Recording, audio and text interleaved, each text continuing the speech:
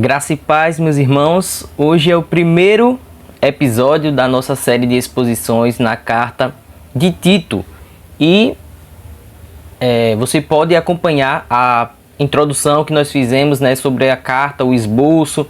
Nós temos aqui nessa playlist um vídeo já anterior a este, que vai falar sobre do que vai se tratar essa carta, quais foram as abordagens, o ano que essa carta foi escrita, por quem que ela foi escrita, mas já deixando claro que foi o apóstolo Paulo para seu discípulo Tito.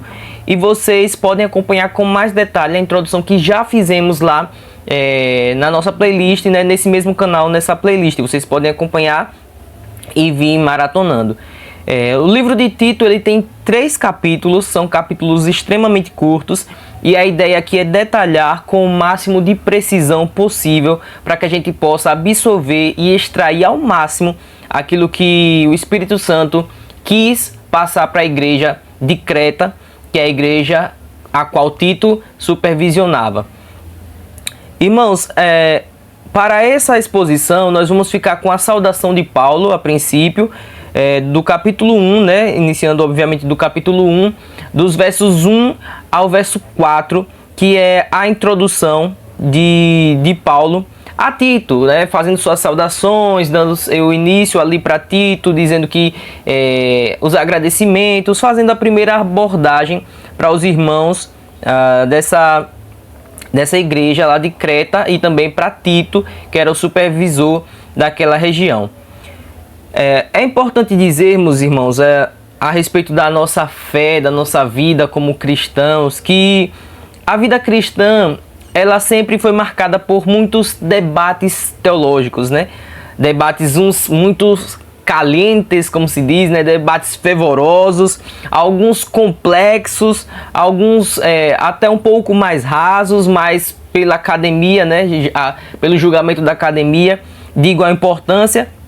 Então a vida cristã ela sempre foi marcada por isso, Nós tivemos já vários concílios, vários sínodos, de onde foram geradas muitas confissões, muitas declarações, muitas confissões de fé para as igrejas, e o assunto teológico sempre foi muito debatido no meio cristão, dos mais importantes aos menos importantes, aos menos relevantes, se é que existe algum assunto sem relevância na Bíblia.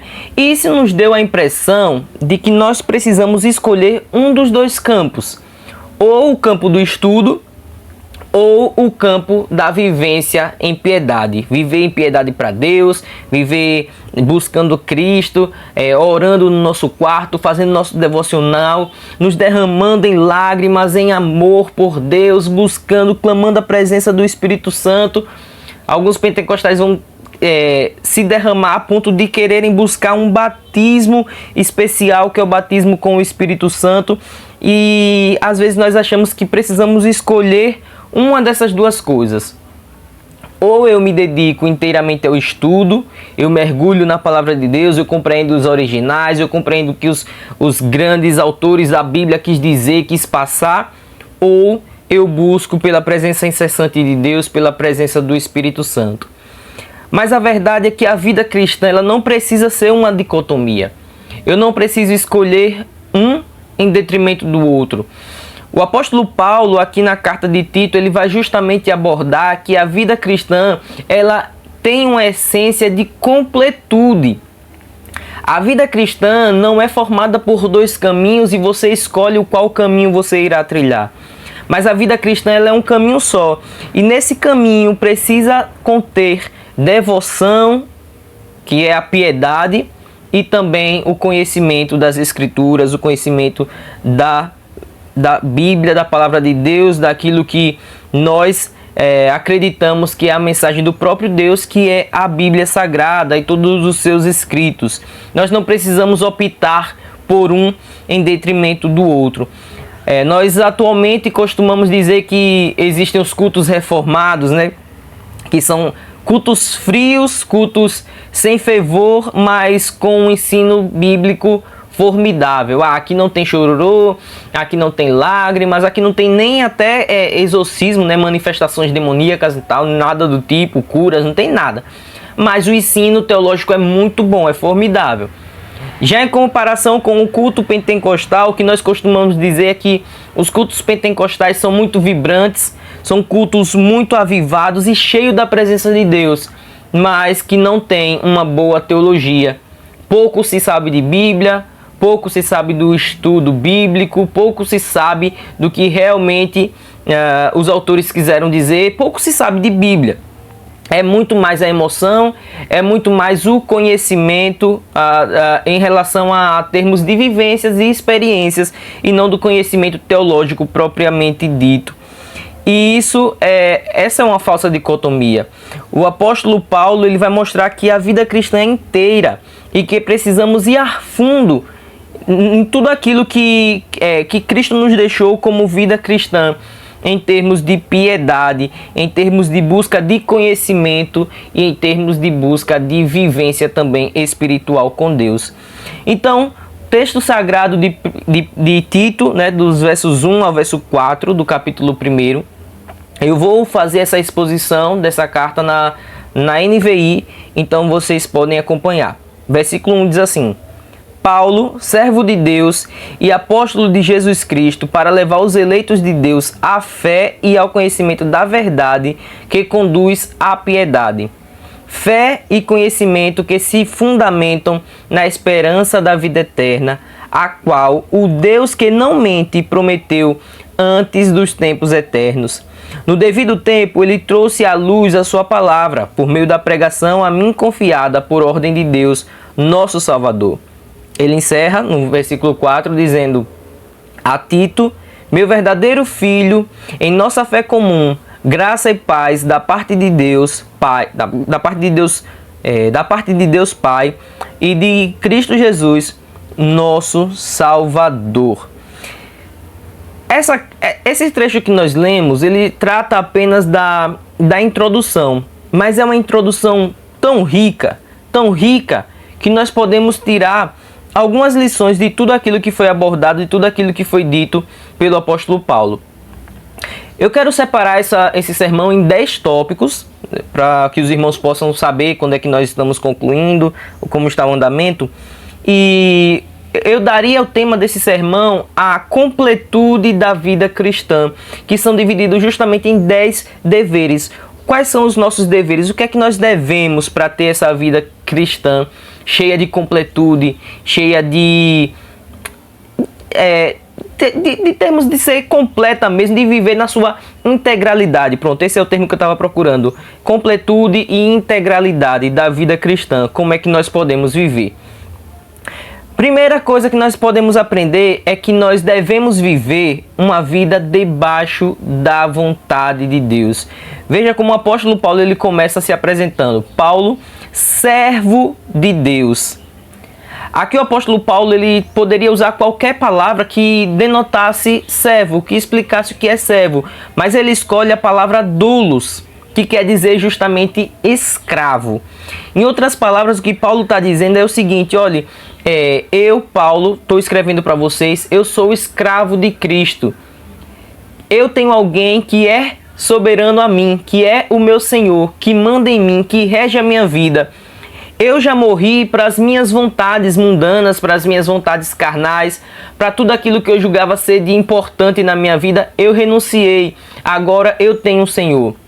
Aquilo que eu faço hoje, aqui na terra, em vida, em termos de pregação do Evangelho, ou em termos de qualquer outra atividade, sobretudo na escrita dessa carta, eu não faço por minha própria vontade.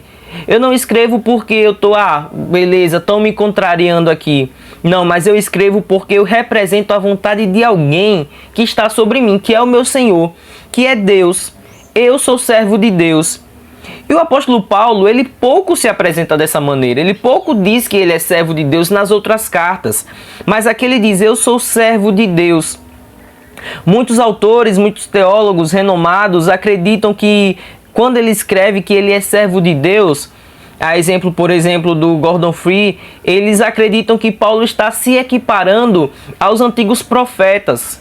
Porque Paulo aqui ele não apresenta-se apenas como enviado de Cristo, ele também o faz. Mas ele diz também que ele é servo de Deus, assim como os antigos profetas eles eram. Então Paulo diz assim: olha, eu tenho um Senhor, Mas quando Paulo diz, eu tenho um Senhor, eu não vivo a minha vontade, eu vivo a vontade do meu Senhor, a vontade de Deus, o meu Senhor é Deus, assim como aqueles profetas também tinham Deus como seu Senhor, Paulo também reveste as suas palavras de autoridade.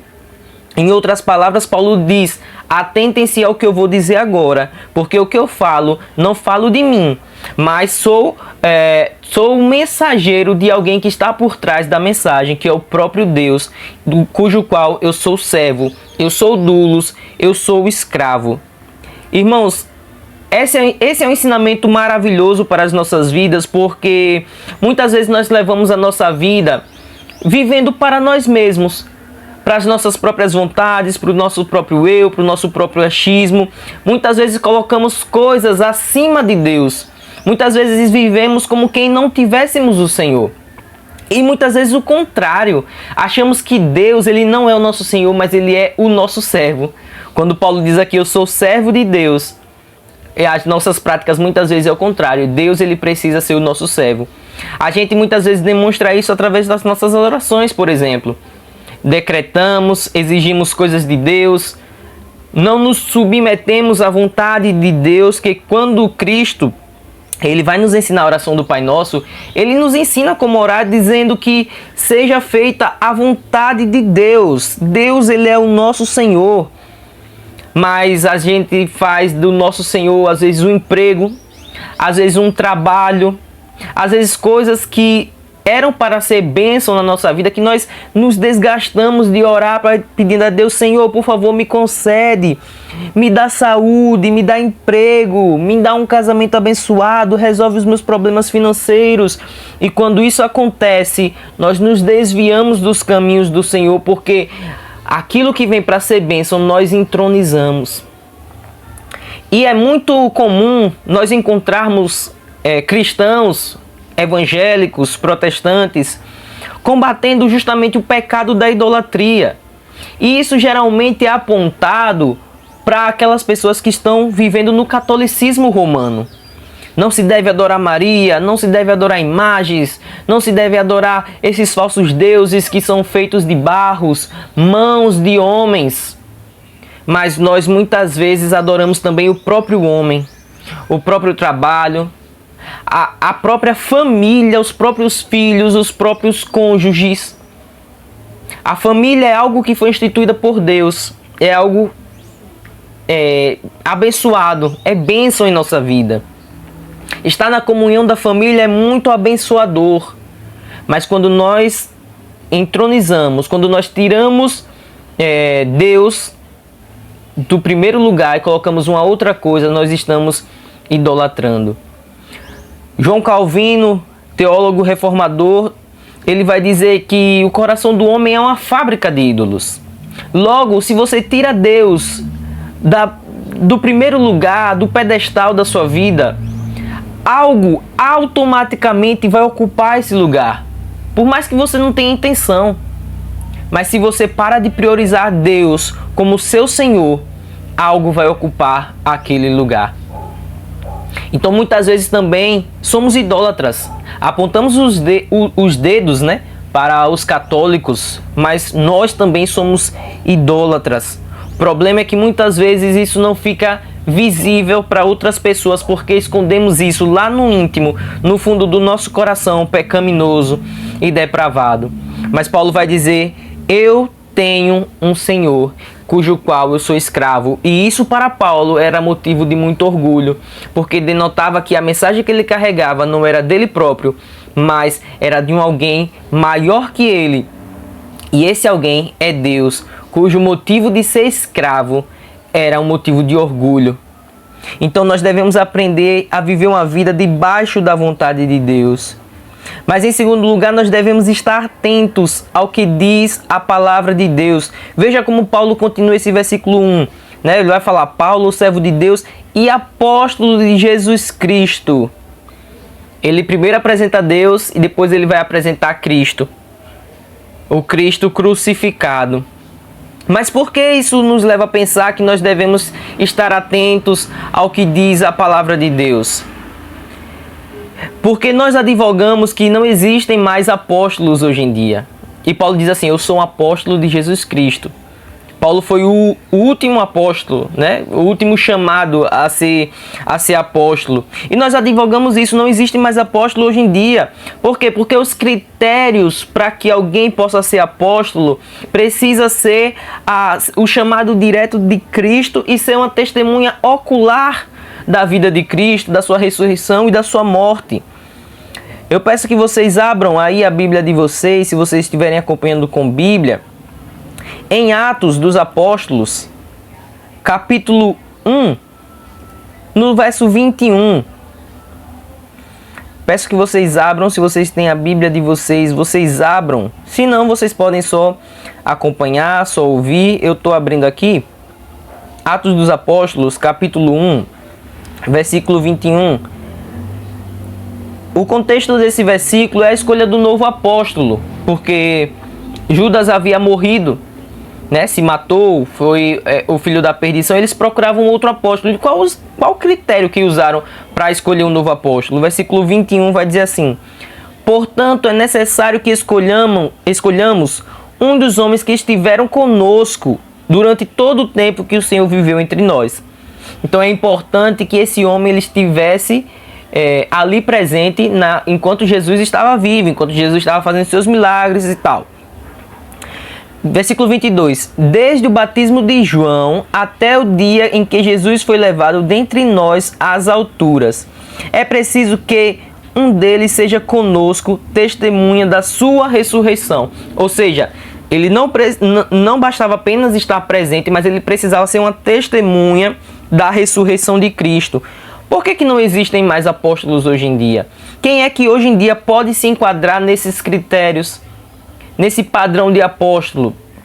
Quem hoje em dia pode dizer: eu vi pessoalmente Cristo sendo ressurreto, Cristo fazendo milagres, Cristo aparecendo? Ninguém viu. E, portanto, não existem mais apóstolos hoje em dia. O significado da palavra apóstolo é o enviado de Deus. Nesse sentido, sim, nós temos missionários. Mas apóstolo tal qual Paulo era, Pedro era e os primeiros apóstolos não existem mais. Então, o que Paulo fala aqui, ele dizendo que ele é apóstolo de Jesus Cristo, ele está dizendo que ele foi chamado pelo próprio Cristo de forma pessoal. Então, tudo que Paulo fala é canônico. Não só Paulo, mas todos os outros apóstolos, todos aqueles que escreveram versículos bíblicos, todos eles são canônicos. E o que isso quer dizer? Significa que as palavras de Paulo não é mais palavras de Paulo, é palavras também do próprio Deus. Eu lembro-me que eu já tive uma discussão com alguns amigos a respeito da importância em termos de palavra de Cristo para Paulo. Porque muita gente diz assim: Jesus é a chave hermenêutica da Bíblia. Portanto, os escritos de Paulo, eles podem sim, de certa forma, serem ignorados, mas aquilo que Jesus disse, isso sim a gente não pode deixar passar. Por exemplo, o Sermão das Bem-aventuranças, foi Cristo que falou, então a gente não pode deixar passar. As parábolas vieram da boca do próprio Deus, do próprio Cristo, o Filho, né? Deus encarnado, então nós não podemos deixar passar. Mas aquilo que Paulo falou, veja, é só um homem. Mas nós lutamos contra isso porque cremos que a palavra de Deus, ela é de capa a capa. A palavra de Deus, aquilo que Cristo falou, tem o mesmo peso que Paulo falou, que Moisés falou, que Elias falou, porque foram homens também inspirados pelo próprio Deus. Então, quando Paulo se apresenta como um apóstolo de Cristo, ele está dizendo: olha, eu fui enviado, eu fui chamado pelo próprio Deus, eu tenho uma mensagem aqui do próprio Deus. Então, em outras palavras, atentem-se para o que eu vou dizer agora. Eu, servo de Deus e apóstolo de Jesus Cristo, eu tenho autoridade para falar, eu tenho autoridade sobre vocês. E essa autoridade agora, ela também é refletida para nós, no sentido que nós também devemos nos atentar nas palavras de Paulo, logo na Bíblia Sagrada, na palavra de Deus. Especificamente aqui em Tito, mas tanto Paulo, quanto Moisés, quanto Jesus Cristo, quanto Mateus, quanto Lucas, todos eles são palavra de Deus. Portanto, a Bíblia, ela tem autoridade sobre nós. Então, devemos viver uma vida debaixo da vontade de Deus. Devemos estar atentos ao que diz a palavra de Deus. Assim, vamos conseguir ter uma vida com melhor ortodoxia, com melhores doxologias. São palavras muito difíceis, mas palavras que representam um louvor a Deus, uma vida íntegra, debaixo da verdadeira escritura, debaixo daquilo que verdadeiramente representa a palavra de Deus. E assim nós vamos ter muito conhecimento da palavra de Deus. O tema aqui desse sermão é viver justamente uma vida que nós tenhamos uma conciliação, uma inerência entre uma vida de conhecimento da palavra de Deus com uma vida de busca incessante pelo Cristo que nós dizemos amar. Mas em terceiro lugar, o que nós podemos aprender, nós devemos entender que a palavra de Deus, o que é que ela faz em nós? Nós devemos ter ciência disso. O que é que essa palavra ela faz em nós? No verso 1, ele continua dizendo que ele é servo de Deus, né? Apóstolo de Jesus Cristo, para quê? Para levar os eleitos de Deus à fé e ao conhecimento que conduz à piedade. Então, o que é que a palavra de Deus faz conosco? Ela nos leva à fé. E é incrível analisar que, assim como a Bíblia defende em vários textos, em Tito também ele vai defender isso, que a eleição precede a fé. Veja de novo o que o texto diz. Paulo ele diz: eu sou servo de Deus, sou apóstolo de Jesus Cristo, para quê? Para levar os eleitos de Deus à fé. Ou seja, aquelas pessoas que foram eleitas por Deus antes da fundação do mundo, elas agora precisam serem conduzidas à fé. E Paulo faz isso. Paulo é apóstolo, Paulo é servo de Deus justamente para isso, para conduzir aquelas pessoas à fé. Então, primeiro, Cristo ele te elege, isto é, ele te salva desde a eternidade. Isso foi concluído com o sacrifício de Cristo. E por mais que hoje vocês sejam perdidos, existam várias pessoas perdidas no mundo, alguém da sua família, essas pessoas elas podem sim serem eleitas de Deus, mas elas precisam ser conduzidas à fé. Assim como o apóstolo Paulo disse que elas precisavam ser conduzidas à fé, e por isso que ele era apóstolo, essas pessoas que vivem ao nosso redor também precisam serem conduzidas à fé, porque é assim que Deus chama os seus eleitos. A Bíblia vai falar lá em Romanos 10:17 que a fé vem pelo ouvir e o ouvir pela palavra de Deus. Então, quando a palavra de Deus ela encontra o coração de um eleito de Deus, ela o chama à fé. E ela faz algo mais, porque o texto não para dizendo apenas que Paulo leva os eleitos de Deus à fé, né, por meio do seu apostolado, por meio do seu serviço, mas também ao conhecimento da verdade. Então não é somente a fé, mas é o conhecimento da verdade. Nós acreditamos em Cristo, nós somos salvos, mas nós precisamos entender a respeito da verdade de Deus, do seu conhecimento e daquilo que Deus nos deixou, que é a sua palavra. Nós precisamos mergulhar nessa palavra, por quê? Porque somos os eleitos de Deus, temos fé em nosso coração e precisamos mergulhar também em conhecer a Deus e prosseguir em conhecer.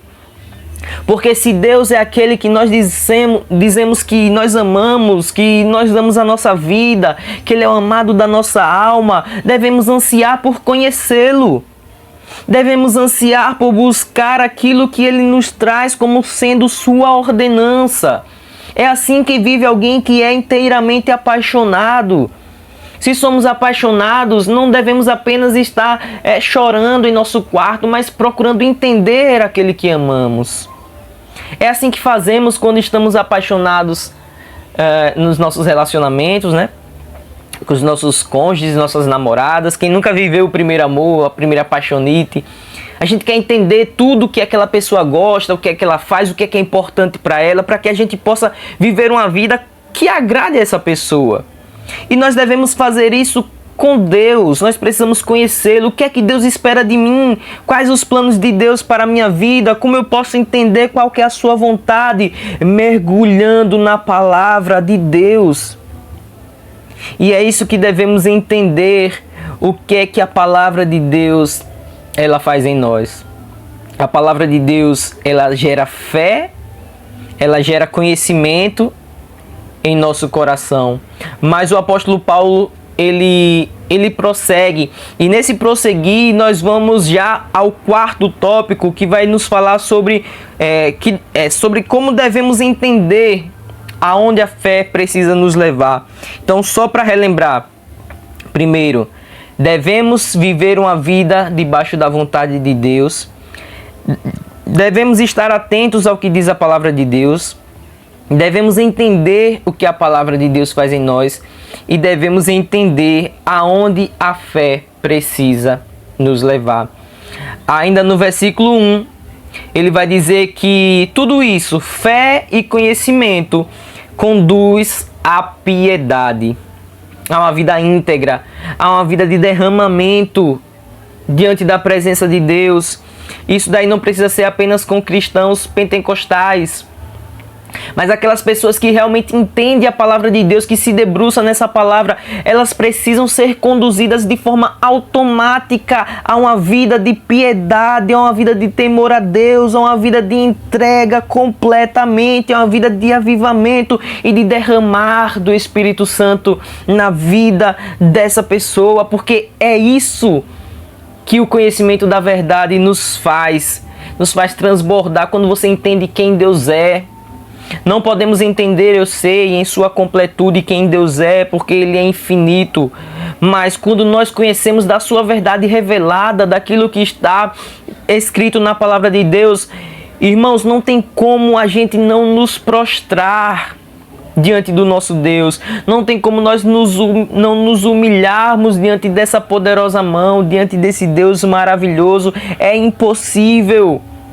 Porque uma vida de conhecimento, uma vida de fé nos conduz à piedade. Se você vê alguém que diz assim, eu sou muito conhecedor, eu sei de capa a capa o que diz os originais, no grego essa palavra é isso, mas ela vive uma vida de impiedade, de nada adianta. É só um conhecimento que está no intelecto, mas que não desceu para o coração. E a vida cristã, ela precisa de completude. Ela precisa de inteireza para que possa ser uma vida cristã genuína, para que possa ser uma vida cristã de fato verdadeira. É nesse lugar que a fé nos leva, é nesse lugar de piedade que o conhecimento nos leva. Uma coisa não anula o outro, uma coisa não anula a outra. Conhecimento e piedade precisam andar de mãos dadas, precisam andar entrelaçadas. Doxologia e ortodoxia andando de mãos dadas, andando juntas. Essa é a verdadeira vida cristã. Mas em quinto lugar, nós devemos fundamentar nossa devemos fundamentar nossa fé na esperança eterna. Veja o que o Paulo vai dizer, e agora já introduzindo ao versículo 2, ele vai encerrar, falando no versículo 1 que a fé e o conhecimento da verdade conduz a uma vida de piedade, e no versículo 2 ele vai dizer, fé e conhecimento que se fundamentam na esperança da vida eterna. A nossa fé e o nosso conhecimento, eles se sustentam em uma esperança que temos, que é a esperança de uma vida abundante, de uma vida eterna, de uma vida com Deus. É por isso que a nossa fé ela não pode desmoronar, porque ela está alicerçada. É por isso que o nosso conhecimento da verdade ele não desmorona, porque ele está alicerçado. Onde? Na nossa esperança de vida eterna.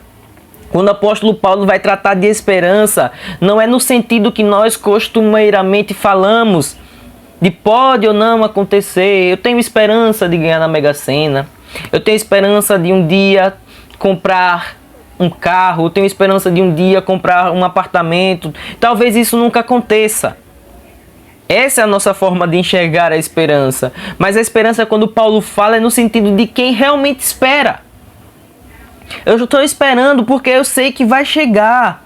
É da mesma maneira que nós esperamos Cristo retornar, a nossa esperança também é que um dia iremos partir para estar com Ele. Paulo vai dizer isso é infinitamente melhor. E essa é a esperança de quem realmente aguarda com certeza de que algo irá acontecer. Tudo que aprendemos sobre Cristo, toda a nossa fé depositada nele, não é para nós nos ensoberbecermos. Eu sou um cristão calvinista reformado, sei de cor as institutas de Calvino, as confissões de fé de Westminster, as confissões de Londres, a confissão batista de 1689, sei tudo de cor decorado.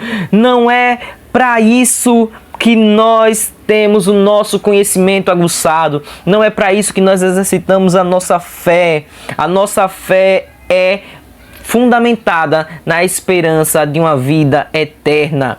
E quando nós temos conhecimento, quando nós temos fé, não existe altivez, não existe ignorância, no sentido de braveza, não existe jactância, não existe orgulho, existe o nos humilharmos diante da poderosa mão de Deus, porque quando nós entendemos do seu sacrifício, nós entendemos que nós não temos participação alguma, nós fomos escolhidos sem que houvesse méritos em nós mesmos, mas o mérito inteiramente de Cristo e do seu sacrifício realizado no Calvário.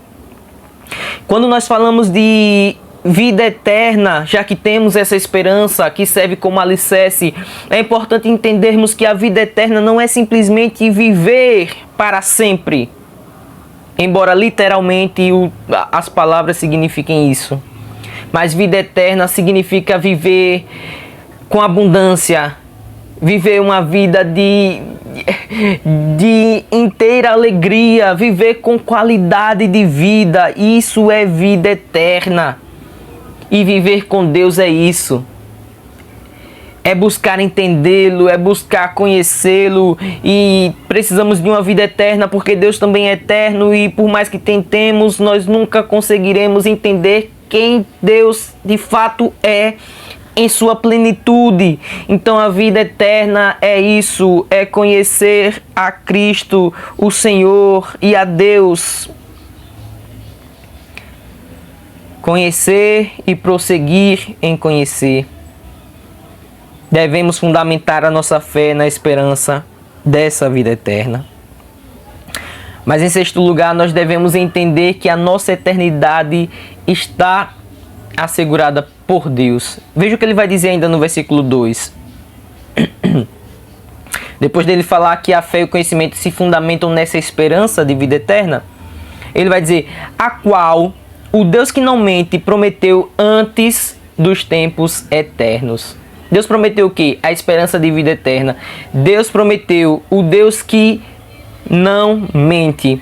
Deus não é como a gente é, como nós, né, que mentimos. E quando Paulo fala o Deus que não mente, Paulo está contrastando com a cultura dos cretenses, que era justamente viver debaixo de mentiras. E para eles era algo fantástico quando um ser humano conseguia mentir e obter êxito através da mentira. As pessoas eram julgadas como pessoas muito conhecedoras, porque conseguiram tal feito, mentir e se sobressair sobre a mentira. E Paulo está falando que Deus, ele é o Deus que não mente, justamente para contrastar com isso, dizer que Deus, ele fala a verdade e que a verdade é o que interessa. Não há virtude em alguém que vive mentindo, porque as palavras de quem mente, elas não podem ter sustentação. Como pode haver crédito em algo que é dito por alguém que mente e que tem prazer na mentira? Mas Paulo está dizendo: olha, Deus, ele é diferente de vocês, cretenses. Deus, ele não mente. Versículo 12 desse primeiro capítulo mesmo vai dizer assim: um dos seus próprios profetas chegou a dizer: cretenses, sempre mentirosos, feras malignas, glutões preguiçosos. Essa era a maneira que os cretenses eram vistos, povos mentirosos. Mas Paulo está aqui dizendo: olha, diferentemente do povo de Creta, Deus, ele é um Deus que não mente, ele é um Deus que não volta atrás em sua palavra. E ele prometeu o quê? Uma vida eterna. Então descansemos no Senhor. Descansemos em Deus, porque Deus, ele não volta atrás em sua palavra. Ele não mente. A respeito também dessa promessa, Paulo vai dizer que tudo isso foi pensado por Deus lá na eternidade. Então é uma promessa eterna, é uma promessa que não tem fim, é uma promessa que não tem possibilidade de que possa ser sucumbida, portanto é uma promessa indissolúvel. É uma promessa eterna e foi feita também na eternidade. Não há um começo, não há um fim. Portanto, é uma promessa plenamente verdadeira e infinita de um Deus que é eterno, infinito e que não pode mentir. Então devemos entender que a nossa eternidade está assegurada por Deus. Agora, como é que essa eternidade chegou ao nosso conhecimento? Como é que veio essa história de que há sim uma eternidade para nós?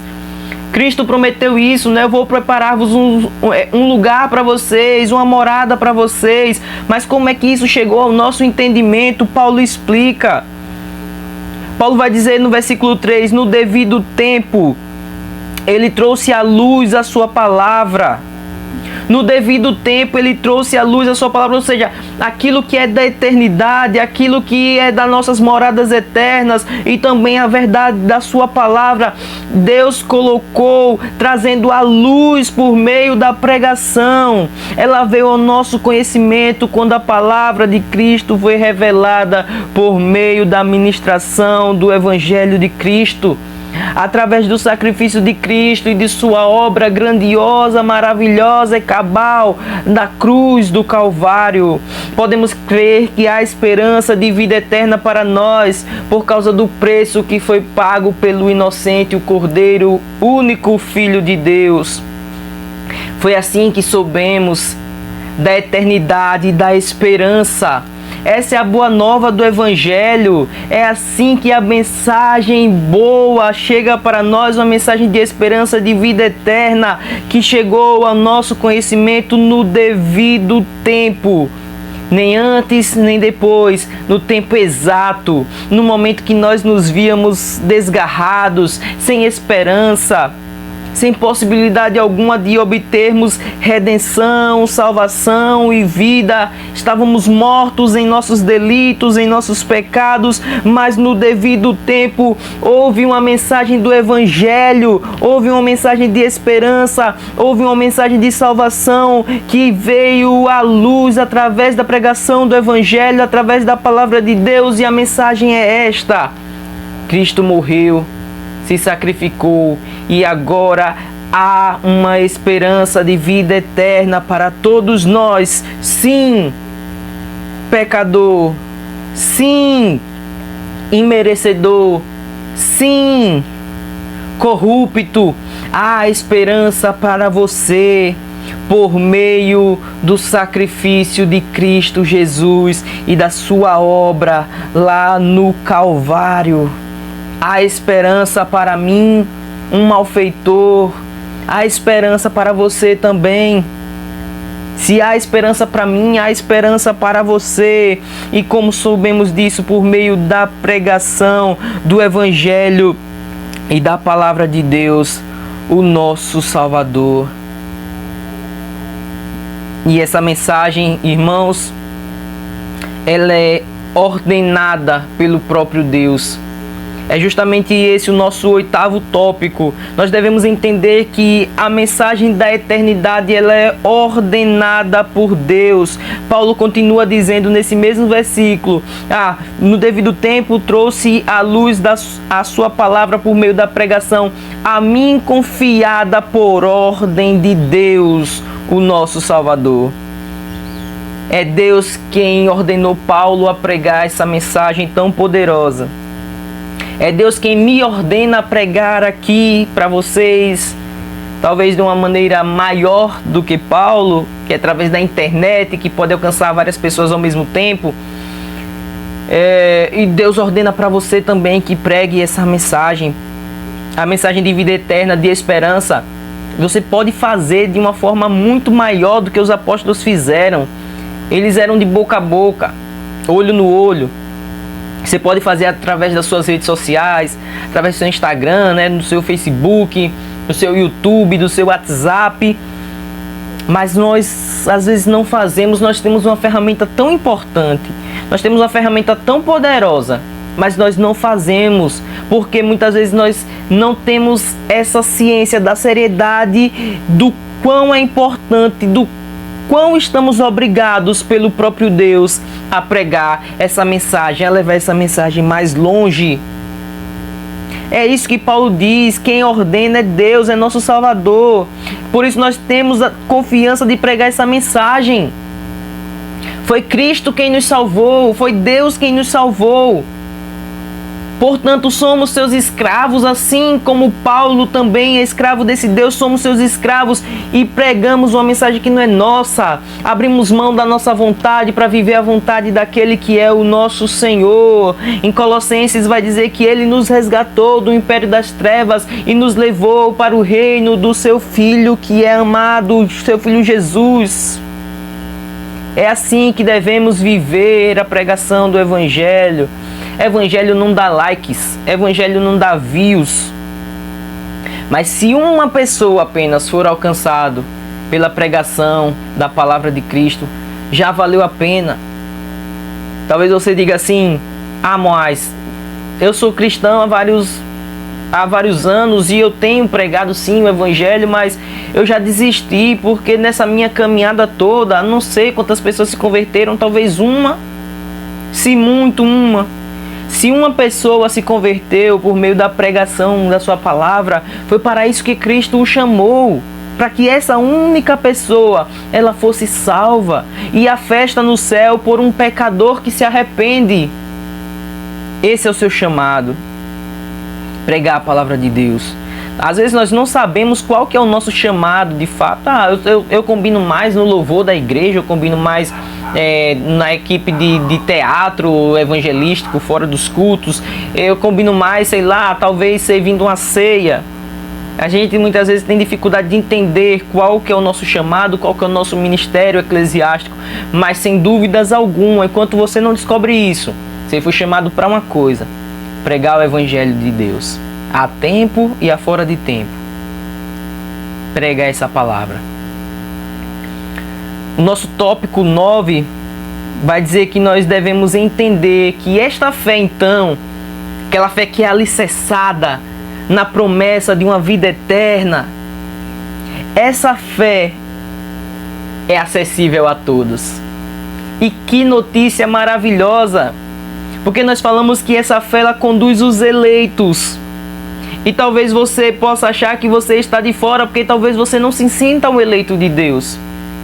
E se você se sente constrangido por talvez não ser um eleito de Deus, esse é um sinal de que Deus ele te chama hoje. Deus ele te chama agora. Deus ele te escolhe agora, nesse exato momento, para que você tenha uma comunhão com Ele, para que você viva uma vida íntegra com Ele. Paulo vai dizer no versículo 4, a Tito, meu verdadeiro filho em nossa fé comum. Tito, ele era gentil. Paulo, ele era judeu. Gentil é todos os povos que não são judeus. Então Tito, ele era grego. Paulo, ele era judeu. Mas a fé que um tinha era a mesma que o outro tinha. Era uma fé em comum. Então se Cristo, ele foi poderoso o suficiente para alcançar Paulo, ele foi poderoso o suficiente também para alcançar Tito. Ele foi poderoso para me alcançar e Ele é poderoso também para alcançar você.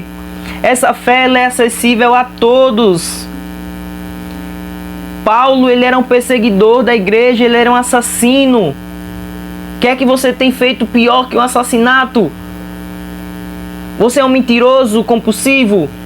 Jesus, ele é poderoso o suficiente para te alcançar. Há perdão para você. Você é um depravado sexual? Cristo é poderoso o suficiente para te alcançar. Há perdão para você. Você é um divorciado. Há perdão para você. A fé, ela é acessível a todos.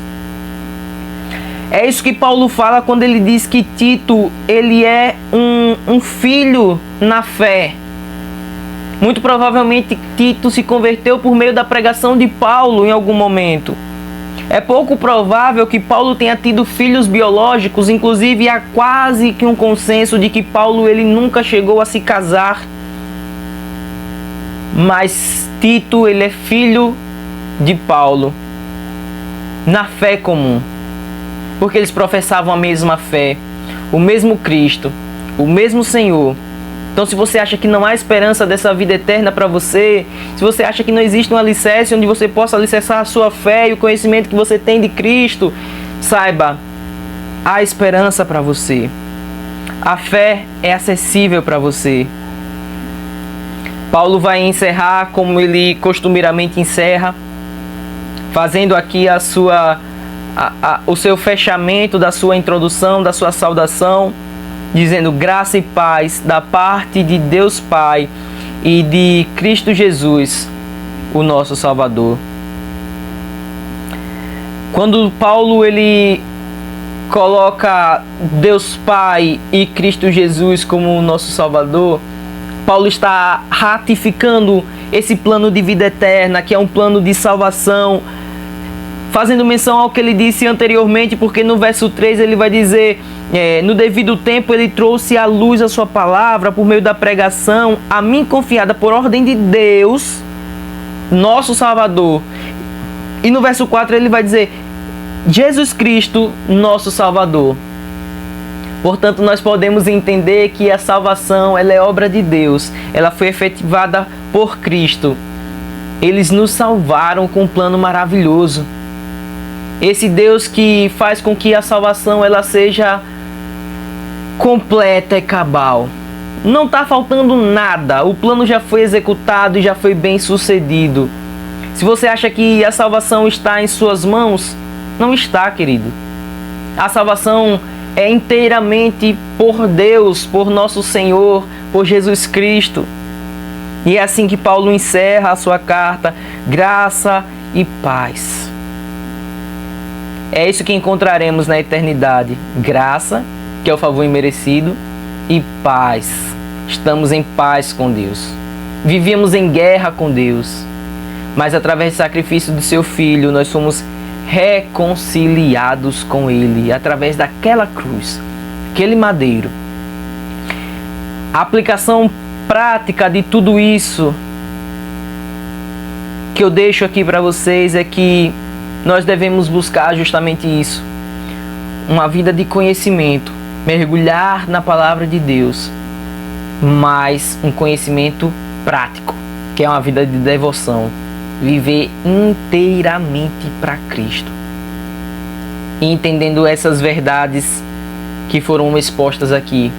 Há um lugar para nós, há uma eternidade para nós, e não importa o quão grave você acha que foi o seu pecado, há perdão e há vida eterna para você. Essa foi a nossa primeira exposição. Fiquem atentos aos próximos vídeos. Que Deus abençoe a sua vida. E até a próxima.